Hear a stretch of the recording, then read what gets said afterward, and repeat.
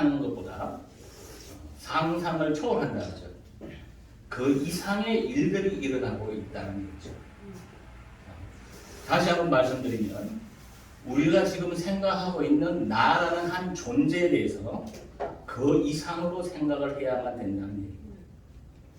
다시 한 번 더 말씀드리면 지금 현상 일어나고 있는 여러분들 속에서 지금 롯데빌딩이나 이런 대형 건물들이 그것이 만들어지는 과정을 보면 여러분들은 상상을 할 수 없을 정도의 정밀함과 그런 것들로 인해서 만들어진다는 사실을 먼저 인지해야 돼요. 그래서 여기서 얘기하는 부분들은 초종교, 그래서 좀 초월된 이야기들이 많이 나오지만 그것을 받아들일 수 있는 부분들은 바로 50cm에서 바라볼 수 있는 세상이다라는 그 전제하에서 바라보셔야 된다는 얘기입니다. 아멘. 그래서 혹시라도 제가 그런 이런 말씀을 드렸을 때 이해가 잘 안 가시는 부분들은 받아들이지 마시기 바랍니다.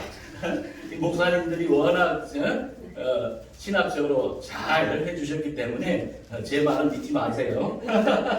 저는 기독교 상담학적인 차원에서 항상 말을 하는 사람이기 때문에 제 말 믿지 마시기 바랍니다. 네. 제가 이 말을 왜 하느냐면 옛날에 불교의 말이죠. 성철 스님이 그런 얘기를 했어요. 네? 내 말 하고 믿지 말라고. 왜냐하면 내가 잠깐이라도 내가 자아의 상태에서 말이 나올 수 있기 때문에 거짓된 말이 나올 수 있기 때문에 그런 얘기를 하는 겁니다. 내가 진정한 성령으로서의 말이 나올 때와 자아의 상태에서 말이 나올 때가 있다는 얘기죠. 믿지 말라 이런 얘기예요. 자, 여러분들은 말이죠.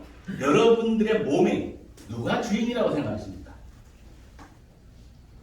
여러분들의 몸의 주인은 누구실까요? 하나님. 하나님이시죠. 내 몸의 주인이 대부분 철학자들은 자기라고 해요.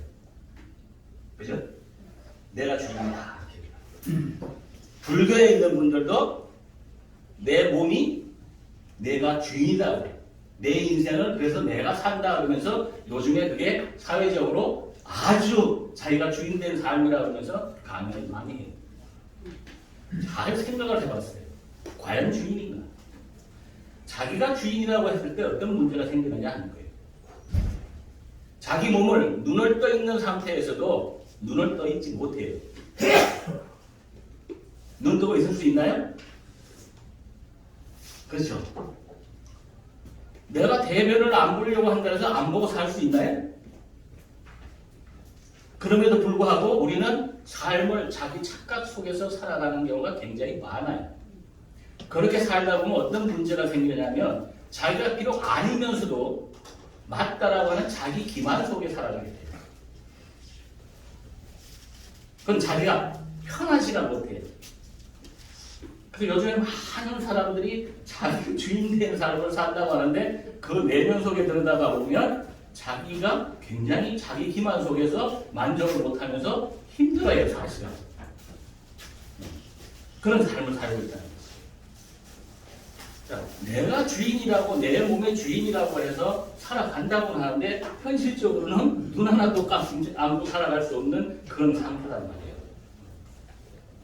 자, 그러면 그런 삶을 살 때와 두 번째는 하나님이 내가 나의 몸의 주인으로서 사는 삶이에요.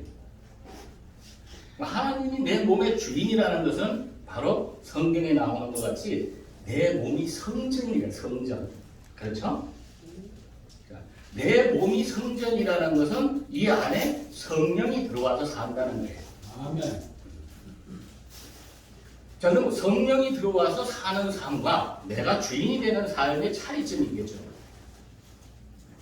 그러니까 성령이 돼서 산다는 것은 무엇이냐면 내어 맡기는 나를 내어 맡기는 거죠. 그걸 좀 더 성경적인 표현을 하면 산재물이에요. 그러니까 잘못하면 산재물이다 그러면 내가 재물이 됐다 기분이 안 좋을 것 같은데 내가 내 몸의 성전이 돼서 나를 다 내려주고 성령과 함께 내가 하나님 안에 하나님이 내 안에 사는 삶은 어떤 삶으로 되느냐 이런 많은 사람들이 지금 가면 갈수록 내가 마치 뭔가 대단한 하나님이다 이렇게 가는 사람들이 많이 나타나거든요.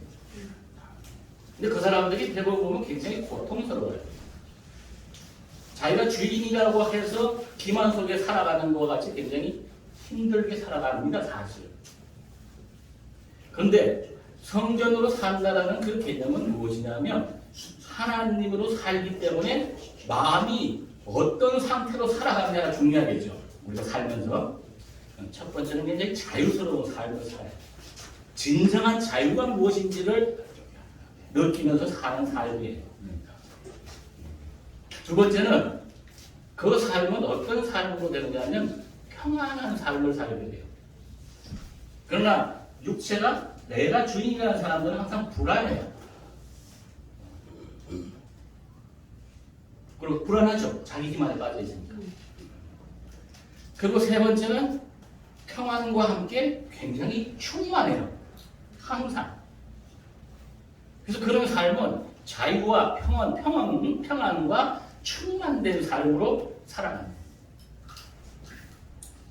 저는 예수께서 와서 이런 말씀을 주기도문에서 하셨어요. 하늘에서 이루어진 것 같이 땅에서도 이루어집니다. 하늘에서 사는 삶과 같이 이 땅에서 살아갈 수 있도록 만드는 분이 예수라고 생각합니다. 아멘. 지금까지는 수많은 사람들이 땅에서는 그렇게 살 수 없었죠. 죽어서나 가는 길이라고 생각했단 말이에요. 그것이 바로 내가 나란 몸이 하나님에 받쳐져서 그것이 성전이 돼서 성령이 나에게 임해서 내가 하나님 안에 하나님이 내 안에 사는 삶을 살 때 우리는 지금까지 살았던 그런 삶과는 전혀 다른 삶을 맛보게 된다는 거죠. 그 삶을 맛보는 사람들을 우리는 기독교에서는 거듭난 사람이다 이렇게 표현하는 거죠. 그런 사람들은 이 세상을 바라보는 자체가 달라요. 그 사람들의 가장 표가 나타나는 건 얼굴 인상에서 나타나버려요. 평안함이 보인단 말이에요. 얼굴에 환해, 밝아, 어둠이 없어요. 얼굴에서 벌써 나타나. 그래서 그런 사람들은 하나님의 영광이 나타난다라고 얘기해요. 그 안에서. 요한복음 17장 5절에 보면 이런 말이 나와요. 태초 전에 하나님과 함께 있었던 그 영광이 나에게 나오도록 해달라. 아멘. 태초 전의 영광. 그래서 그런 사람들은 이 하나님의 영광은 어디에서 나타나느냐 하면 그 사람의 능력에서 나타나요. 하나님의 영광은 어디에서 나타나냐면 그 사람의 품성에서 나타나요. 그 하나님의 영광은 어디에서 나타나냐면 그 사람의 권능에서 나타나요. 말이 필요하지 않은 거예요. 그것이 나타나느냐 안 나타나느냐 하는 것이죠. 자, 이제는 세상이 그 높은 빌딩, 100층짜리 빌딩들이 수없이 나타나는 시대입니다. 위성을 통해서 50cm까지 다 지구를 다 알아볼 수 있는 시대로 가고 있습니다. 그러한 시대에 인간이 정말 하나님께서 만드는 위대한 인간이 어디까지 가야 하는가는 각자가 생각해 봐야 될 부분들이에요. 앞으로 그 인간이 그렇게 성숙하지 못했을 때는 인간이 기계보다 못한 취급을 받아요. 지금도 기계에 다 예속되어 있잖아요. 그래서 초월된 사고가 필요합니다. 그래서 생각을 넘어서야 됩니다. 다시 말씀드리면 하나님의 성령이 함께 내 성전에 임했다는 것과 불교에서 내가 주인이다 하는 것은 불교에서 또는 철학가들이 내 몸에 내가 주인이라고 하는 건 틀린 것이 아니라 그 나라는 한 주인은 지금 생각하는 자기가 아닙니다. 그것을 넘어선 나라는 존재까지 가야 되는 거예요. 그렇게 갔을 때 진정으로 평안가 오고 평안이 오고 삶의 충만이 오고 진정한 삶의 자유라는 것이 오는 것입니다. 그래서 예수는 그것을 말씀하신 거예요. 진리가 너희를 자유케 하리라. 자기 스스로 자기 자신을 들여다보면서 내가 과연 진리 속에서 자유로움에 살고 있는가, 묶여서 사는가를 바라봐야 돼요. 진리는 여러분들에게 자유라는 걸 주는 겁니다. 자, 마무리하겠습니다. 자, 우리가 진정으로 이 육이라는 자체는 굉장히 다루기가 힘들어요. 왜냐하면 육체가 모든 탐욕을 만들어내요. 그래서 불교에서는 탐욕 때문에 그 탐욕을 없애려고 자신이라는 자체를 죽이려고 하는 거예요. 탐욕 때문에. 그죠? 네, 기독교에서도 똑같은 얘기가 나와요. 그것은 육체의 정욕이에요. 육체의 정욕, 내 육체에서 나오는 욕심 덩어리들, 이 욕심 덩어리가 있는 상태에서는 이게 성령이 임할 수가 없다는 얘기예요. 안목의 정욕, 내가 보는 것마다 욕망이 생기는 거죠. 세 번째가 이생의 자랑, 내가 자랑하고 싶은 것. 그래서 성경에서는 이것은 땅에서 난 거라고 얘기합니다. 진정한 삶의 인간으로서의 최고는 무엇인가? 하나님은 자기 자신을 각자에게 영광을 나타내려고 해요. 여러분 각자에게 영광을 나타내려고 한다는 얘기입니다.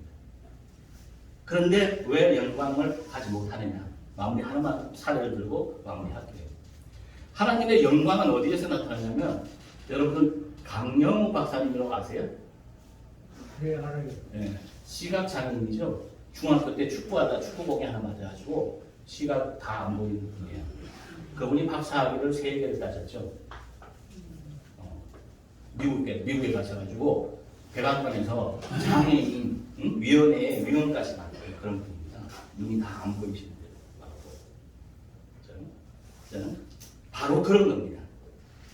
일반 사람이 그렇다면 그렇게 못 살겠죠, 그죠? 그럼 내가 맡기는 거예요. 이것이 바로 차이입니다. 또 하나는 이지선이라는 교수님이죠. 전신을 다 화상을 입은 분이죠, 그죠? 전체를 다 화상을 입었는데 그분이 뭐라 하냐면 교수를 하고 있어요. 그러니까 그런 분들은 지금도 목사님들 중에서는 그런 분들을 봤어요. 나이가 100살이신데 전혀 육체에 대한 힘듦이 없어요. 대부분 나이를 먹으면 어떻게 되느냐면 내 육신이 정말 나중에는 성전이 아니라 상전이 돼버려. 상전이 돼가지고 뭔가 잘 먹여야 되고 아프면 누워야 되고 이런 삶을 살게 된단 말이에요. 근데 바로 성령이 임한 삶은 성전으로 살아, 상전으로 사는 게 아니라 성전으로 사는 그런 삶이 된다는 얘기입니다. 마무리하겠습니다. 자, 여러분, 우리 삶에 있어가지고 진정한 삶의 목적과 동기라는 것은 어쩌면 육적인 어떤 욕망들일 거예요. 육에 의해서 일어나는 겁니다. 그러나 이 육이라는 자체가 누가 주인이느냐에 따라서 그 삶은 다 다르게 나타나요. 내가 지금의 나라는 한 존재가 주인이라고 했을 때는 상당히 많이 자신을 잘 들여다보면 만족이 오지 않고 자기 기만에 빠져서 갈등이 와요. 잘 들여다보면. 그러나 내 몸이 성전이 돼서 성령이 됐다면 그 속에서는 무한한 자유와 평온이 와, 평온. 그리고 완전한 충만 속에서 살아가는 그런 삶을 살게 돼요. 아멘. 여러분의 삶이 진정으로 자유와 평안과 충만된 그런 삶을 사시기를 바라면서 저는 여기서 마무리하겠습니다.